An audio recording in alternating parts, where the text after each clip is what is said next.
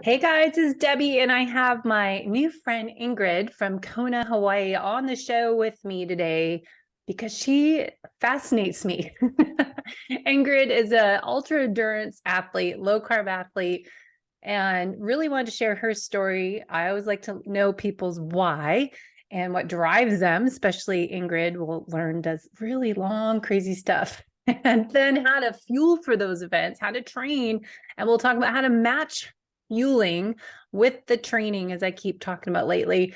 And then, of course, recovery as we hit over 50. Now that Ingrid just joined the 50-year-old club. And how do we do that as athletes that are aging and female athletes too? So, Ingrid, thanks for coming on the show and sharing your time with us today. Thank you, Debbie. I'm so excited to be here and happy you invited me to share some of my story. And yeah. So we met at Lava Man a year ago in Kona, Hawaii. If anyone wants to do a really fun Olympic distance triathlon that's just more about fun and happiness and joy, you can do the Lava Man race next year. And Ingrid's in charge, or was in charge, I don't know if you still are, the race finish line. The best part of the day is when you cross the finish line. So I just fell in love with Ingrid right away. We just connected, and now my new good friend. And Ingrid, talk about what your kind of background is, how you got into endurance event and what events you are doing and have done. We'll just kind of go into that for a little bit. Okay. Thanks. Well, I guess I'll start with once upon a time, I was a successful petroleum engineer in Texas. So I'm originally from Texas, and I was a high charging, motivated, driven professional. And I also had a toxic relationship with alcohol. So for about 10 to 12 years of my life, I had this progression of that disease and was leaving behind a path of destruction in my personal relationships and a lot of times, but very successful at work. So I was one of those functioning alcoholics in the days. So it was I was on that path until one day I decided that to continue drinking, I was going to hurt myself or kill somebody, and decided to quit. So I stopped drinking in 2001. And then I had to deal with life. And where I used to numb out using toxic substances, I had to start facing life head on. And that was really hard and painful. And I actually found that sugar was sometimes a great substitute for emotional regulation and support. So in times of loneliness, in times of stress, in times of worry, in times of celebration, I started using a lot of sugar. And that was okay until I got to kind of my early 30s and mid 30s. And then I started gaining a lot of weight. And so I also hadn't learned to deal with life. You know, I was still using the sugar for, from what I've learned now, for the dopamine hit that it gives me for the feel good feelings. And, you know, and at that time, I just thought it was just kind of normal-ish for, you know, to just eat a lot of sugar, and it wasn't so unusual. But because I started gaining weight, I decided I needed to exercise. And so I come from a background of not being an exerciser. I don't have a gift for any really athletics, or I didn't. Growing up, I was like, took the ballet and I did some gymnastics, and I was in Girl Scouts, and then I was in band in high school so that I could avoid PE. I was in marching band, which counted as athletics credit. So I really didn't have a background in like, oh, I ran track all my life, or I swam all my life, or anything. And so when I decided to start exercising, I tried running a little bit because my father was a runner, but that did not feel good in my body. And it was through my work that they were organizing a charity bike ride. It was the MS 150. So it was a multiple sclerosis fundraiser, 150 miles from Houston to Austin.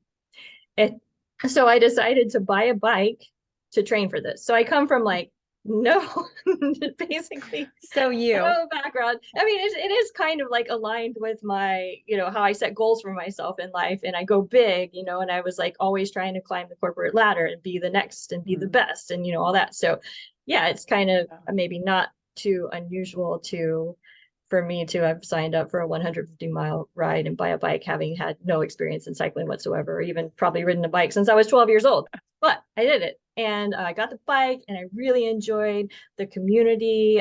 We did like you know, I guess they were like bi-weekly bike rides with a group of people. I loved the social aspect. And so that started to feel my need for some love, some support, some, you know, some of the other, the feel good feelings that come from exercising. I started to experience that. And of course, now knowing that I have this addiction nature, you guys can probably understand how, you know, you get a little taste. And then for me, I wanted more and more and more.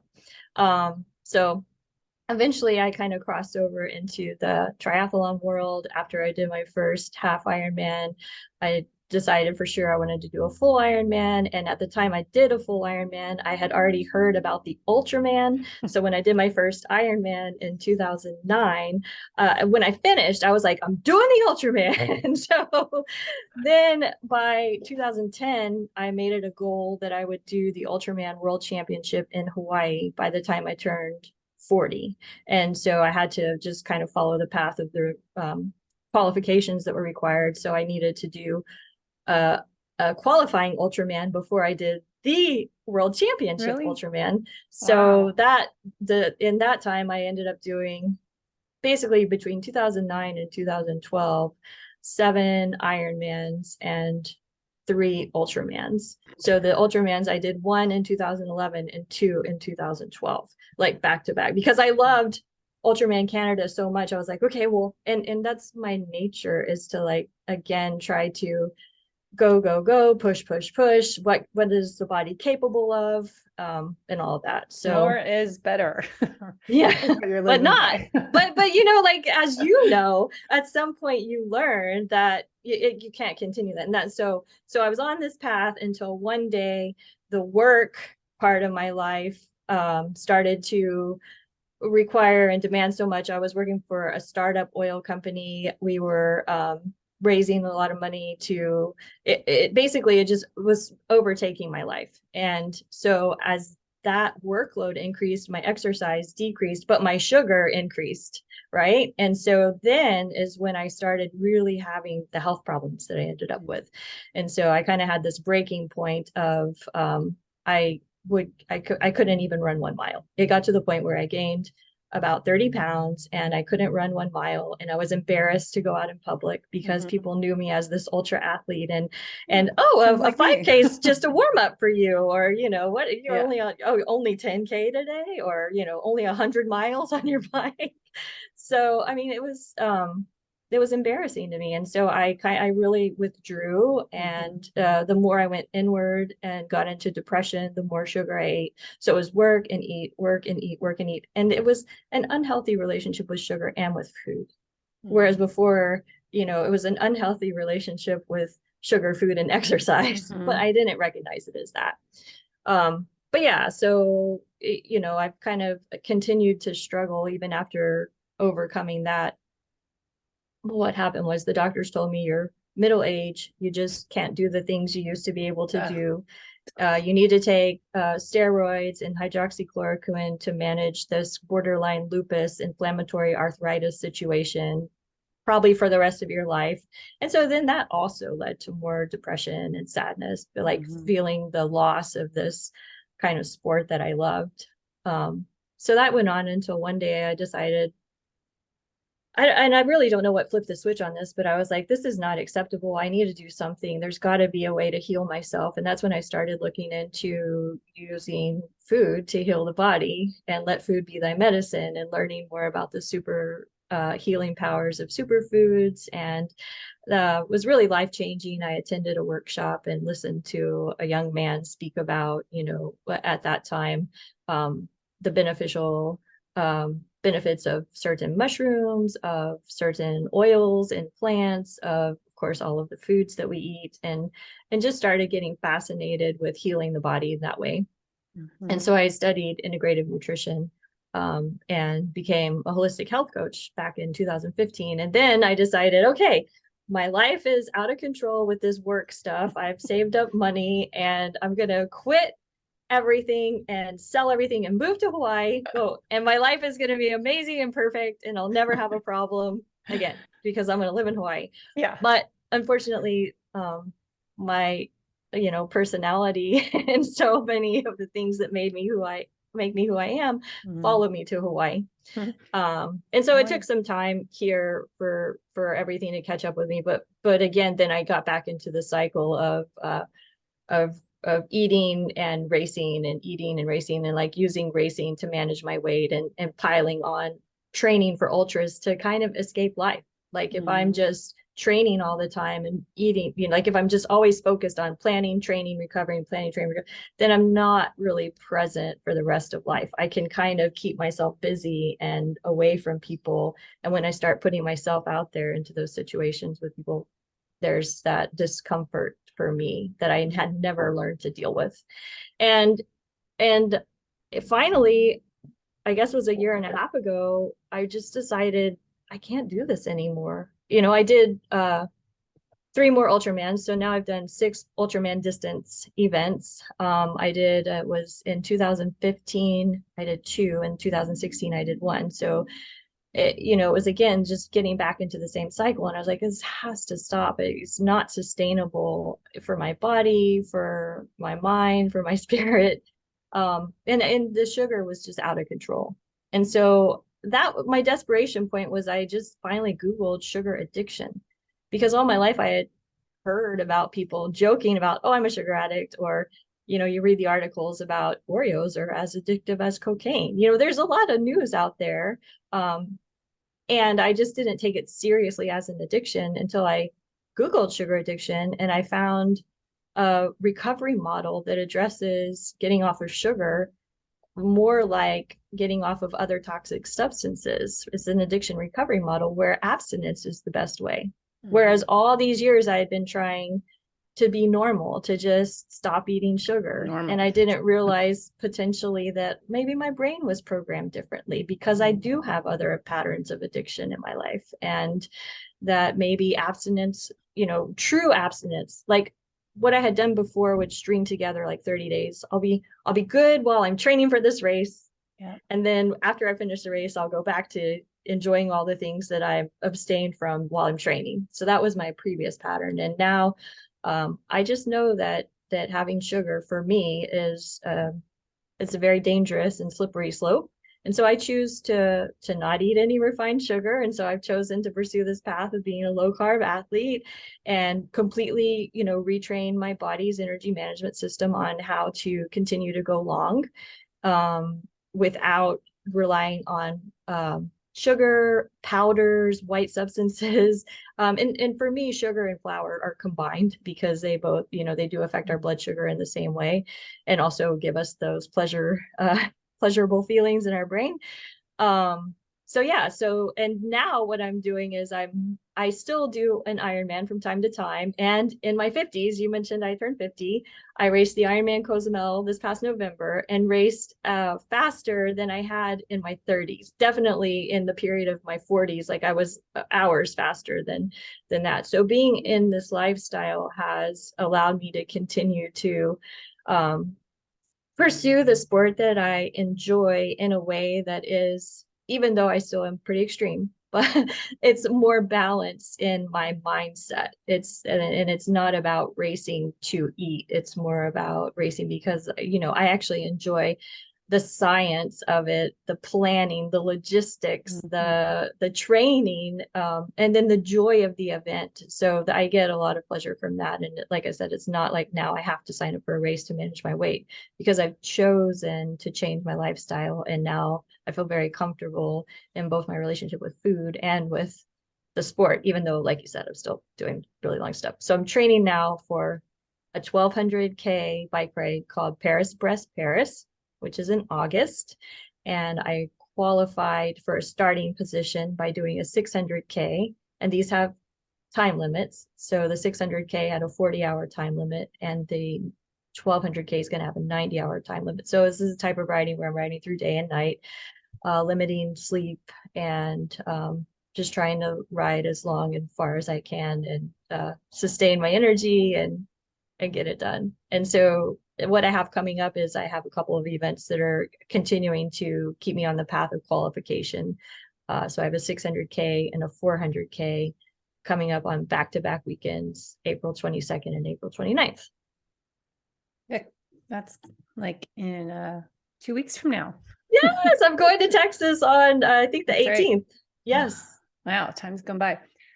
So there's so much to unpack there, but just something I want to touch on, because the main focus we'll get into is how to fuel, train, and perform your best as an endurance athlete doing these long endurance and not get broken and burned out. Like, you had happened before and I had happened, similar story, but different, but the whole adrenal exhaustion, air quotes, gaining 30 pounds, not doing anything, feeling embarrassed and about what I look like. And, went from this, oh, what race are you doing next? Every day someone would ask me that too, gaining 30 pounds and looking like I just started eating buckets of cookies and chocolate cake and ice cream every day. And so, yeah, you get depressed when you don't feel that way, but it's more looking at what I find so fascinating with athletes and talking to them is, what's your why? Why are you doing these events? And as you have explored over the last, 20 years, that it's what are you running from?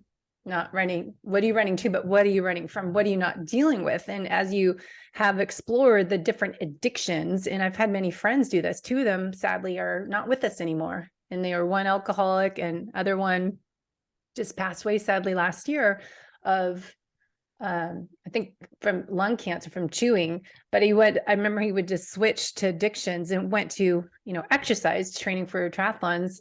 And the other person was marathons and triathlons and events, but it's really looking at what drives us, but making sure it's a healthy relationship and not just using it as another Band-Aid, but dealing with what are my emotions causing me to have this addiction to needing something to get that dopamine hit is. And then as you keep saying the word you choose to make changes in the way you showed up to life each day, how you approached how to fuel your body, not just fueling your brain or needing that addiction to get that dopamine hit. But, so much of it is choices, but you almost have to hit a type of rock bottom or something really to figure out, like, I need to do something now because no one else is going to do it for me. And you have to learn that, I think, the hard way, or else alternative is, not being here anymore. And so I think that's great. You've done that and have evolved that. You thought you could run away to Hawaii, and Kona's our healing, happy place, mine as well. And know that,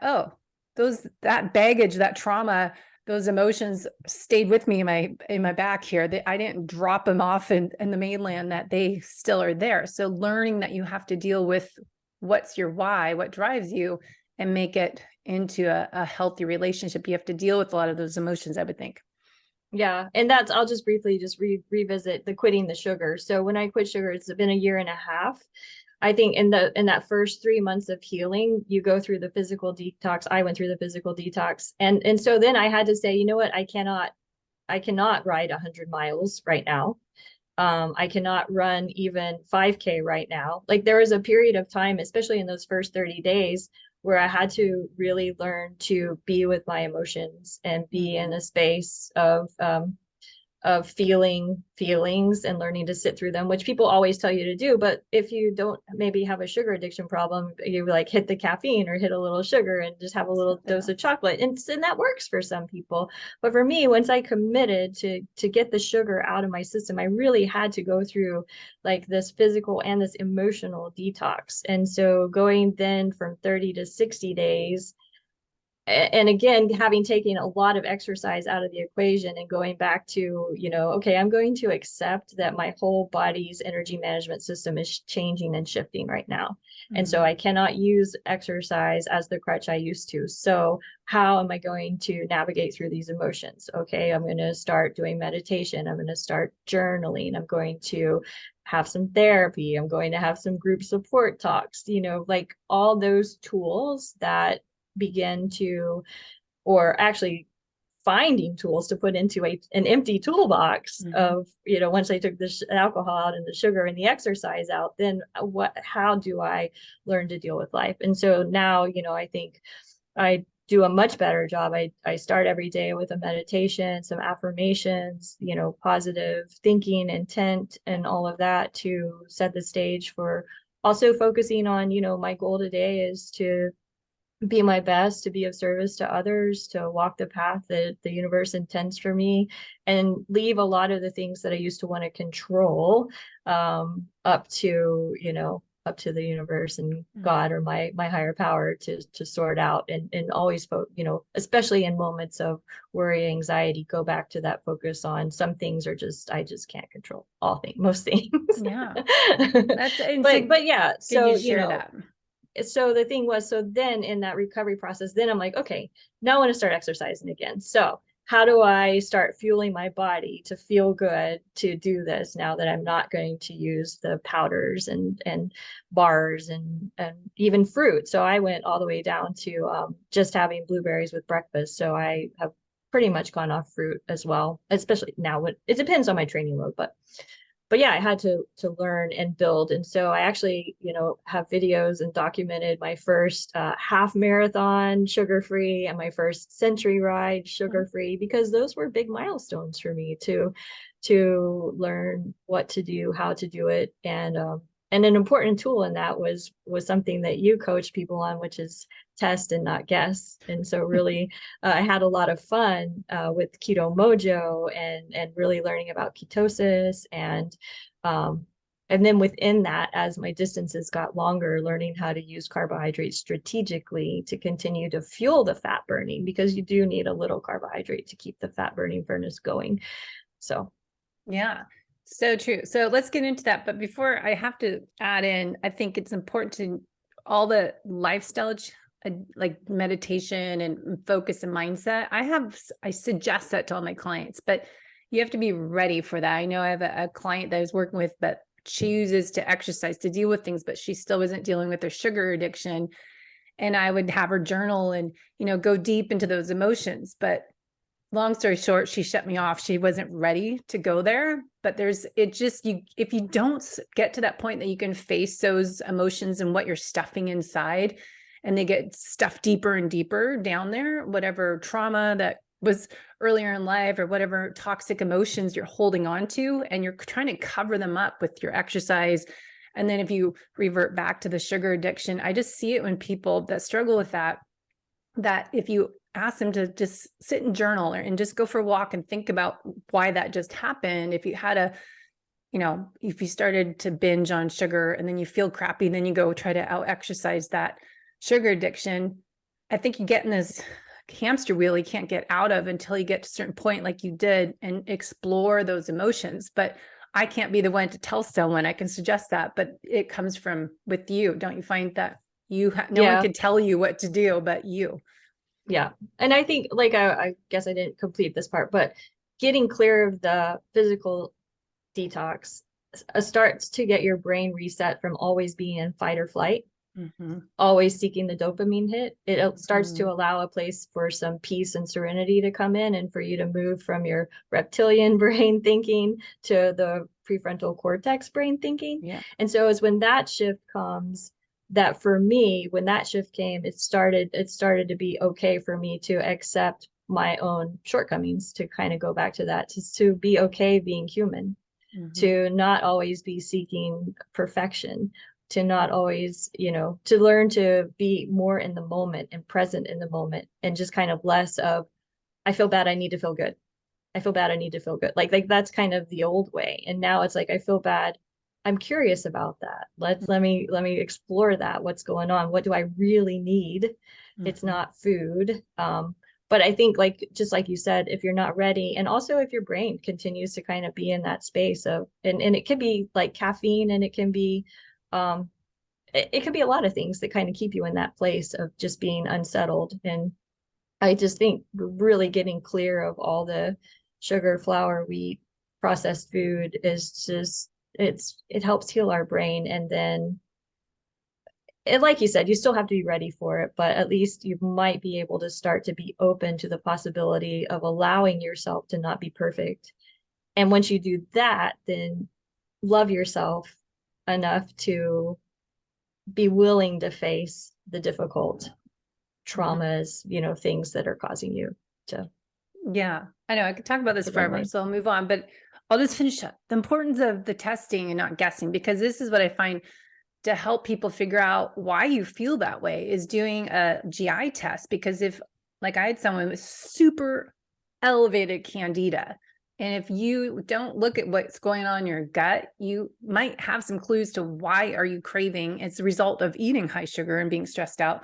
But it's, looking at, oh, look at what I'm doing to myself. If I could see what's going on in my microbiome, look at, is my H. pylori super elevated? So I'm not even breaking down my protein to get my amino acids to neurotransmitters. That's why it's fascinating to tie, the work on yourself, the mind, body, spirit stuff is so essential because you can't do one without the other. I mean, you can, but it helps, I think, to get the functional lab testing to see, oh my gosh, this is part of what's happening for myself and seeing the whole picture. But anyways, let's move on to training. So how do you train for these, 400, 200, 400, 600, 1200K bike rides, or even ultra Ironmans? Is there training by heart rate? How do you figure out, your fat oxidation rates? Talk a little bit about how do you train, and then we'll get into fueling with that and matching it all together. Okay, so I love to try to just experiment on my own and do things on my own. So my old approach was a high volume training load, especially for getting ready for the Ironman Cozumel, or at least my mindset was more on high volume. And then I hired a coach. And so the coach is brilliant, Steffi Steinberg from Germany, and she's like an Ultraman world champion outright, won it over the men and women a few years back, and also a record holder in various ultra cycling 24-hour events, a team relay in the Race Across America. She was on a world record team. So I trust and believe in her approach, and so I learned more about, training with specificity and, going for quality over quantity, which I'm sure you coach your athletes as well. And so, focusing on specific parameters. For me personally, I mostly with the bike focus on power and VO2 max and building my endurance and stamina with very specific and dialed in workouts. And I find I was surprised for Ironman, the load that I had leading into the Ironman. I was like, I don't know if I'm going to be able to pull this off and I just had to trust and go with the flow on. I mean, I really had to trust that this was going to work. And it did. It worked brilliantly. Like I said, I was, fast as I was in my 30s. And so I was like, okay, there's something to this. And I continue to use that kind of less is more in a lot of ways approach, if it's dialed in and specific, and I'm starting to learn what that looks like, although I still love having my coach to tell me what to do and to have that accountability there. But so like getting ready for the 600K, I think last week I rode on my bike about 4, 8, 12, I don't know, maybe 15 hours total in the week. So whereas before I would be like, okay, I need to go out and do a 10-hour ride on Saturday and a 10-hour ride on Sunday, because I'm going to be on my bike for 40 hours, And so I've found that that's actually not necessary. And it could be a function of just my whole evolution of being, where I am, in my fitness and my comfort on the bike, because I do ride so much. But I'm finding that, I'm very confident that I'll be able to do the 600K, which is like 375 miles, without having ridden like back-to-back long days going into it, just keeping up my training volume as I've been doing it. I think there's something to be said about that. Less is more, and more the minimal effective dose of workout, because we are, when I started training for Ironmans 2001, and before that 1995, I started doing short sprint distance triathlons, and then gone to the long distance stuff because I felt good there, that it was doing a ton of volume, 20 hours a week of training. And then if I was to train for a race now, I would do, more 45-minute workouts during the week and specific intervals in that workout, and then the base training workout, and then one long one. So it's funny how, we learn as we get older. And then I think it's different how I train now compared to when I was 30 years old as a 50-year-old and a female athlete. I think there's so much more that we know now, as well as we can measure it with all these different toys of the biometrics, heart rate variability, and all these different devices. We can track what's actually going on inside if I'm recovered or not. So that is good. And you're doing kind of heart rate training and watts, or just watts, and like you're Heart rate doing as some well. intervals. Yeah. RPE on a rate of perceived exertion within those intervals oftentimes. So especially, I mean, I do still do cross training, so I have runs and and swims to do also. And so those are definitely heart rate focused and rate of perceived exertion, which for me, I kind of know where my heart rate should be in those in that space. Another thing I wanted to add on kind of the less is more, or kind of the dialed in training, is I used to feel like I needed to overdo the distances to have the mental confidence to be able to pull it off. And so now, like, I was just trying to emphasize how much I trust this program that I'm working. I trust the coach, and now I trust the process. And now if I were to not have a coach, I would trust and believe that it is possible to go the distance without having to overdo the distance, just to have that mental confidence to be able to get it done. But what if you were training for an Ironman? So of course, if you're doing a 400, 600 or 1200K bike ride, you're not going to train that distance, because who can by themselves, unless I don't know, you have to just do other races to train that way, have that support. But if you're doing 100, 12-mile bike and a leg and a triathlon, Ironman, would you still do over the distance there, you think, nowadays? I don't think I'd go over the distance. I seem to remember maybe having done only an 80 miler going into Cozumel, because I was at that time I had just come off of doing a 600K. So I did my 600K in August, and then or October, and then Cozumel was November. It was shortly after, and I was not even sure I was going to be recovered enough to do well. And the other part was the run. So since I don't run as much, I was actually doubting the plan. I never ran more than 12 miles going into Ironman in Cozumel. So my longest run was 12 miles. And she was like, well, just, you can count on the endurance that you've built in the bike, and you have the muscular integrity and the biomechanical foundation to support being able to run the marathon. You don't actually need to run a marathon before so I just and there's certainly opportunities to improve that. But I think, to answer your question, would I necessarily go over the distance for Ironman? For me, no, I wouldn't necessarily do it. I would save that for the day.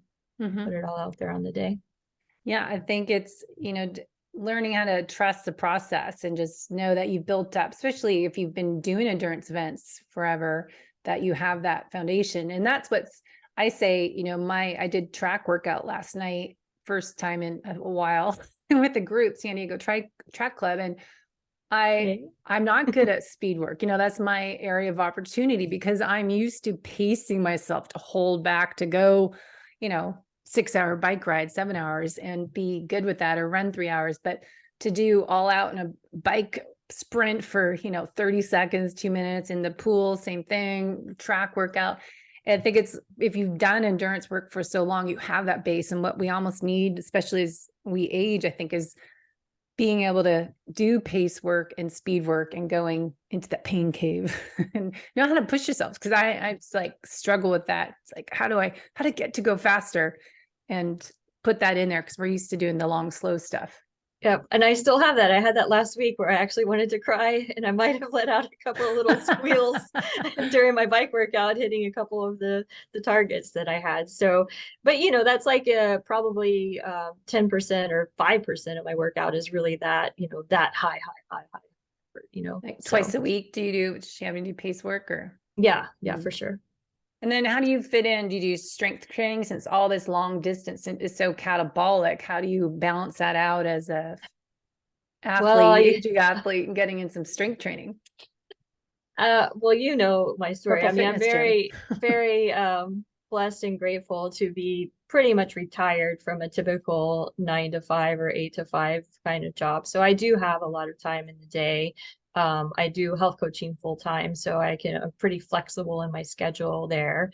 So I find, like, if yesterday I had an easy ride, 4-hour easy ride, and then I went to the gym But I actually went to the gym for recovery. So I went to the gym for stretching and foam rolling, and I go to a gym that has the hydro massage and the red light therapy. So I used that as that day. And then like I'll probably, since getting ready for the big event, I won't do as much strength training the next week, but I typically try to do strength training twice a week. Mm-hmm. Well, yeah, it's probably hard to fit in. But are you doing kind of the Stacy Sims research of the 3 to 6 reps, heavy weights when you do strength? It fits in with what I'm doing on my bike training. So when I'm not in, like I was just in a VO2 max build mode. And so because my bike training was so intense, I went with more total body, body weight strength training sessions, focusing more there. And then after I finish this, and as I gear up for Paris, so this will be between May, June, July, I'll be able to get back into exactly what you said, which is more of the muscle building for us older, aging, mature athletes. And That sounds like follow we're old, just to say aging athletes. or aging athletes. Mature sounds Yes. like grandma. Okay. But yeah, and I do follow a protocol of less reps, higher weight, and I often work out with a personal trainer to kind of get me started, to get me back so that I make sure that I'm safe in the weights that I'm choosing. And I actually do like progressive loading within the workout. So I may do something like 8 reps at one weight and then go up to a little bit higher weight and do 6, and then go up to a higher weight and just eke out 3 or 4 at the highest weight, and then allow a big recovery interval after that. Well, when I'm there for Christmas for a few weeks, we can go to the Purple Gym and lift weights. Sounds good. Sounds great. How do you do fueling now? Let's talk about examples of fueling before. And, if you do any fasting, or do you time your fueling? Because this is what we keep talking about. I swear, like 2 years now, I've been talking about this subject, but it's ongoing, fasted or fed workout, timing your nutrients, going for a long bike ride first thing in the morning to an afternoon ride. How do you work on your nutrition as a low carb and athlete, but carb timing it all? And when do you place those carbs? Let's go into that. Yeah, that's a great question, and something that I really, I enjoy experimenting with. And so I've tried a lot of things, and then also my coach, when you were talking about your fat oxidation rates and all of that, like I've done some testing with her that she suggests if I'm working at high intensity, I need to have 40 grams of carbohydrates an hour within those workouts. Whereas prior to having that testing done, I was adamant that I was only going to have I'm going to use fat for fuel all the time. Yeah. So learning to switch that, and learning that I can still be metabolically flexible, that I can be a fat burner in my daily life, and I can shift to being able to use sugar when I need it for those high intensity efforts. Like that's all been a learning process. And so where I am now is in my daily nutrition, my daily just regular food, as I very much, I would say, kind of like a keto green kind of space. I only eat protein and vegetables, mostly non-starchy vegetables and healthy fats. I do my best to not eat anything out of boxes, bags, or cans, because most of those things contain some kind of sugar or sweetener. And for me, that's dangerous. So I like to just stay away from anything that has sweet tastes. So then that presents a little bit of a challenge when I start going to these long distance events where I do need to add some carbohydrates. And the first thing I did was to use whole real food. So I made my own little, this, my musubis. So I use sticky, just plain old sticky white rice. And then instead of slapping a piece of Spam and wrapping it in seaweed like we do here in Hawaii, I use some canned salmon and some olive, and I mix that with the sticky rice and wrap that in seaweed and have it in a little saran wrap. And I take those in my pocket, and I usually will have like one of those every 2 hours while I'm riding the long distance. And that's sustainable for something like a century, just to have water for my liquid and those foods at the level of intensity that I'm riding, kind of a moderate to low kind of heart rate for that long distance. Because again, these super long things that I'm doing, although they are timed events, they're not like races, and you don't get a finishing order or a placing order. There's nobody who's really first place. Like we all, when we finish, we are sorted by our last name.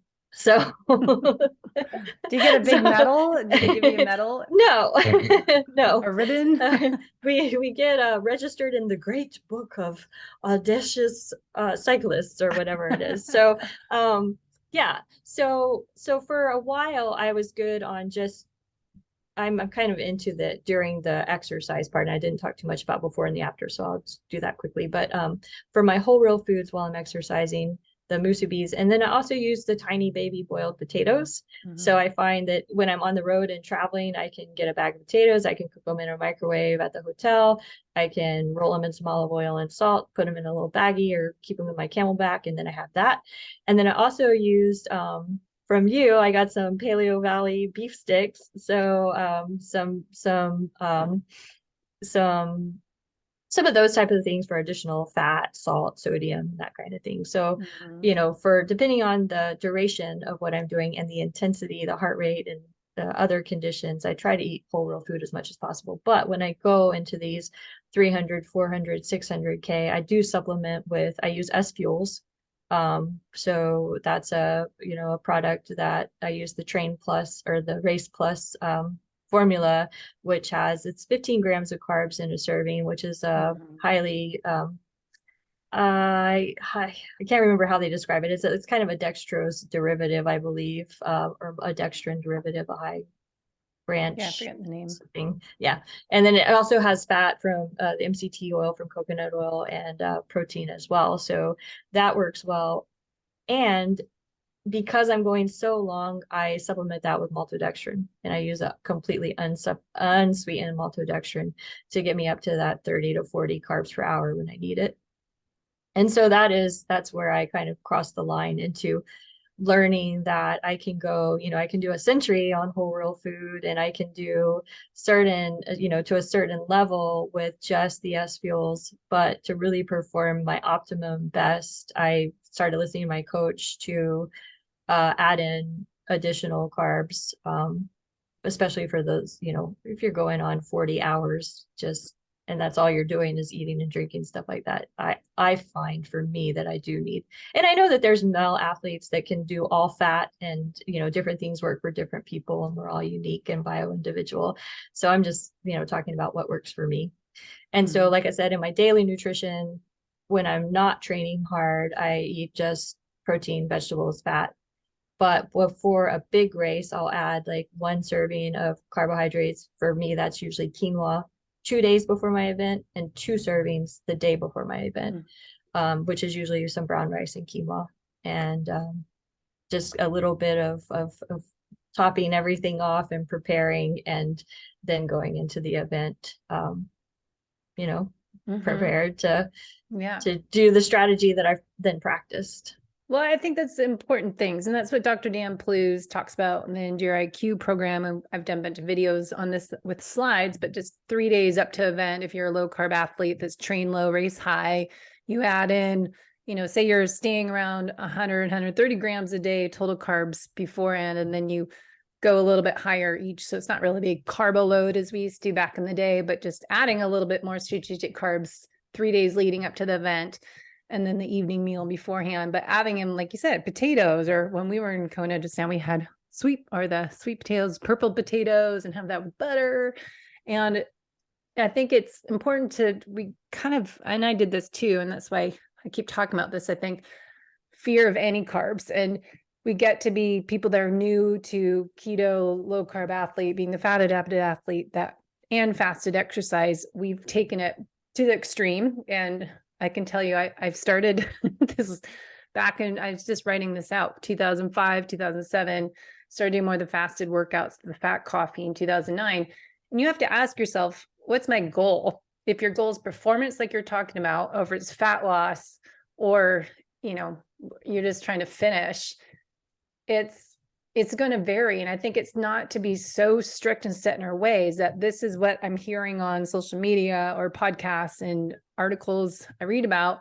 I have to do 0 carb and not eat anything, or just do ketones and just have, you know, packet of MCT oil. But you have to do what you're saying is experiment, because it is, we say all the time, N equals 1, and figure out, is this, I cannot eat for 3 hours, but am I going as fast? Am I hitting my numbers, my splits? And that's what I keep trying to talk about, because I did it too. I was like, oh, I can go on and not eat till 4 o'clock in the afternoon, but do my workouts suck? And it's just, what's your why and what's the purpose of the workouts, and know when, if I'm going to do track workout or, a speed workout on the bike, or I'm trying to get the highest power watts, my FTP workout, then you have to strategically add in some carbs, and not all carbs are evil. And I think it's important conversation to continue having, because there's people coming into this area, this community all the time, and I hear them on our Facebook group page and see what they're saying. Like, oh yeah, I don't need anything. Oh, I can just eat water, an element in my water,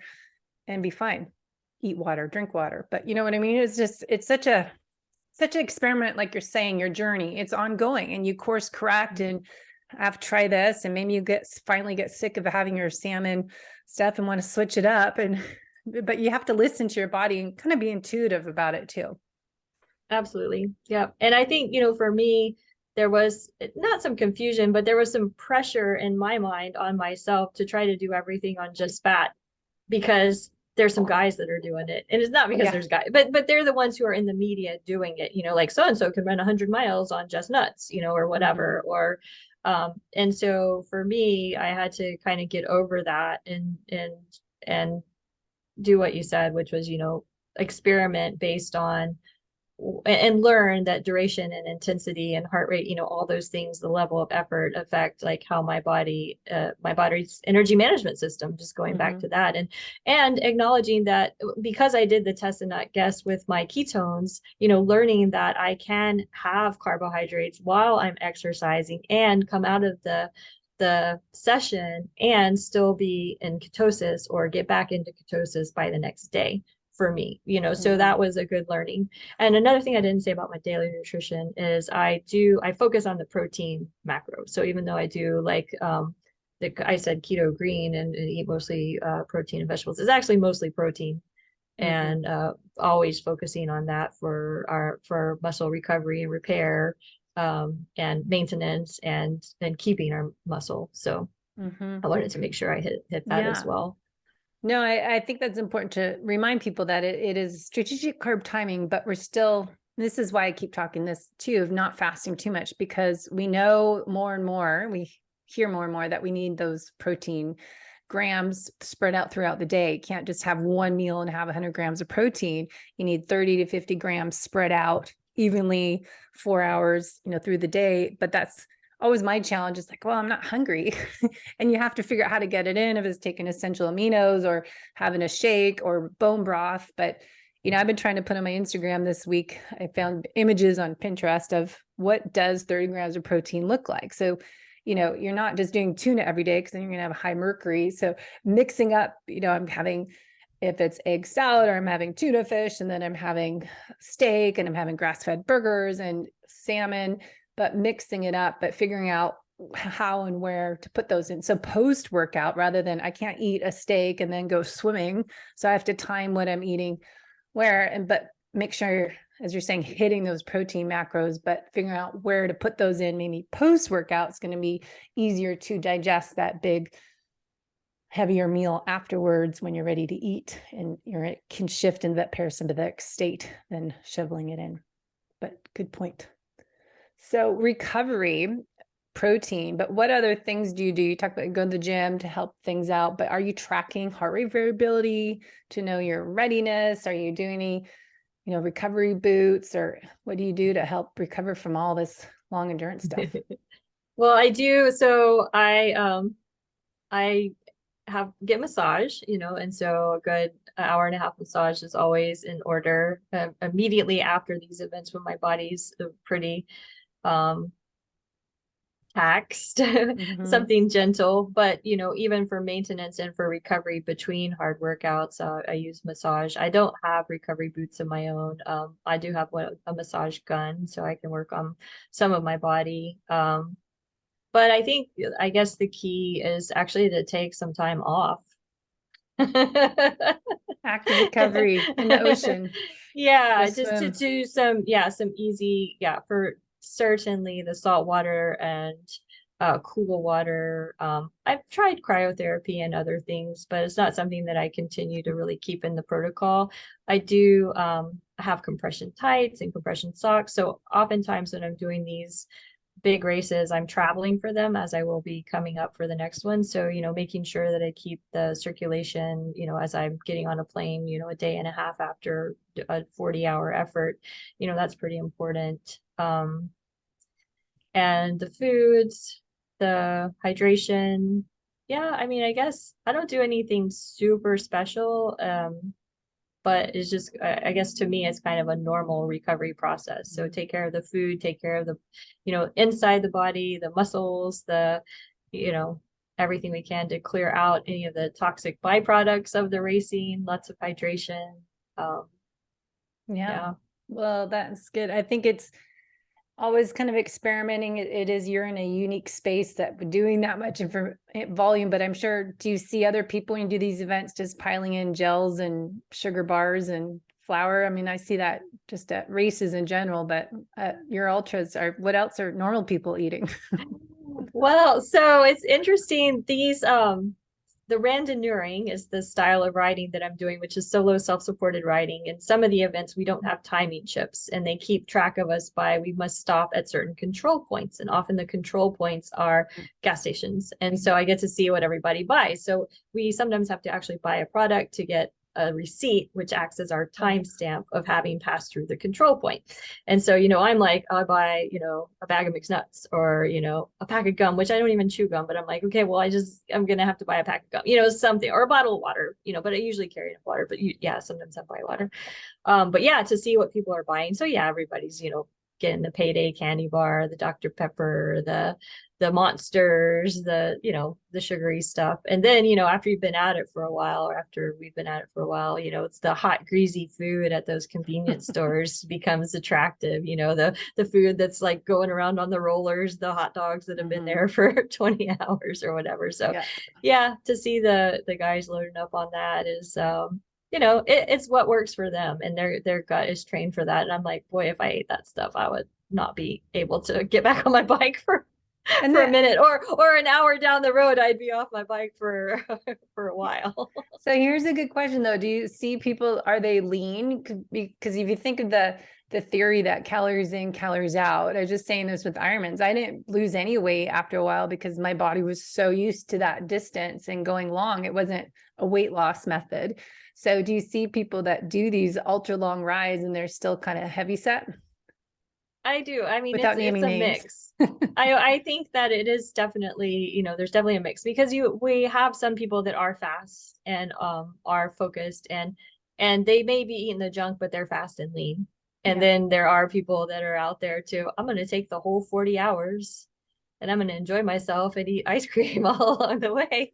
And it kind of shows, and that's okay too. It works. Well, yeah, no judgment. It's okay. But I just find it just proves that you can't out exercise a bad diet and you can't out supplement poor lifestyle habits. You have to do what I call the holistic method, right? So you have to take care of the whole of you. If you're not prioritizing your sleep and your recovery foods and getting nutrient dense whole foods to help give you all those nutrients your body needs you're asking so much of your body. So why don't we put good stuff in to get good results out for your performance gains? But absolutely, it's a choice again. Come back to where we started, the choices we make. And actually, when you talk about nutrients, that reminded me, I do take a few supplements like daily. So I use spirulina daily. I use bioastin, which is Hawaii red seaweed, daily for like joint support, skin support. I use CoQ10 daily for mitochondrial support. I have a combination of certain vitamins, extra vitamin D, C, and B, to support energy production. So I do have kind of my regimen of additional supplements to help, because I mean, I do eat a healthy diet, but there are foods that I'm not eating. Yeah. And I am putting my body through a significant amount of stress. And I think that, maintaining those protocol, that protocol through the recovery is super important as well. And I know we're going to run out of time, but what about ketones? Are you doing the HVMN ketone and Q shot we were testing out here when you were visiting? I know I haven't used it since then, but I heard that they're now available at Sprouts. Yes.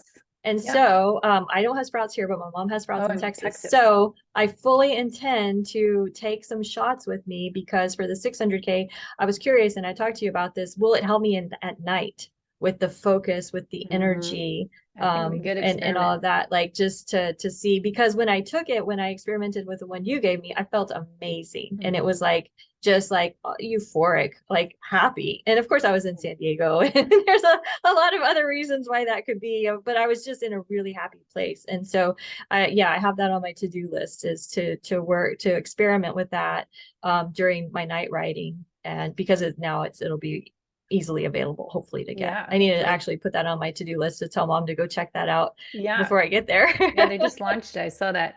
So I know when I get the Pinoy, which will be here next week, so I'll start testing and experimenting, and then put you on it in the December when I'm in Kona. But Yes. what I'm excited, I told Lat from HVMN, once I get this, I want to start, following the protocols the Pinoy has of not eating 5 hours before.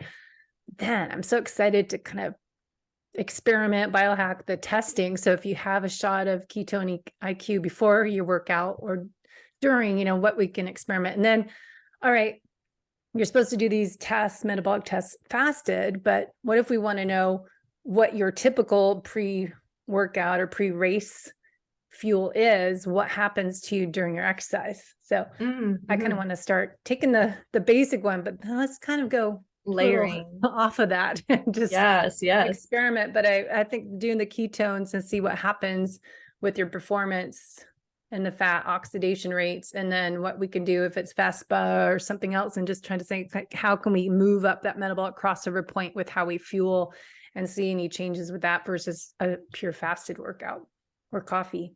So it'd be kind of Yes. fun.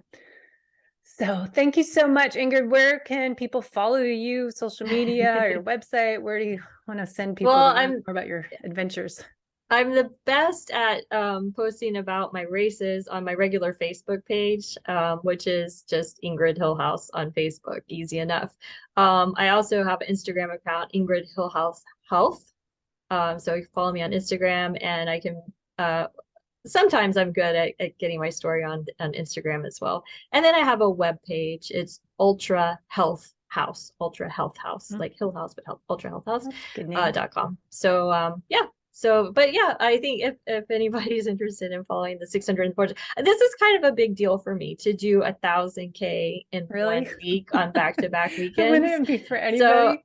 I'm pretty excited to share the adventure, no matter how it turns out, Yeah. and just see what happens, and take anybody who wants to follow, take you guys along for a ride. Well, you do your little video clips along the way, so it's kind of fun. I never go to Yeah. Facebook very much, so I will have to log in there so I can see your little video clips. I'm gonna make an effort to get it on Instagram, because I know more people are kind of going that way. So here's the secret. You post on Instagram and you forward it to your Facebook page. That's what I right, do. right, Then you don't have to go too many places. Less is more, remember my mantra. Yes, absolutely. All right. Thanks, Ingrid. Good luck with your adventures. Thank you so much, Debbie. I enjoyed it, and you're amazing. Thank you. I appreciate the opportunity to come on your podcast today. Good.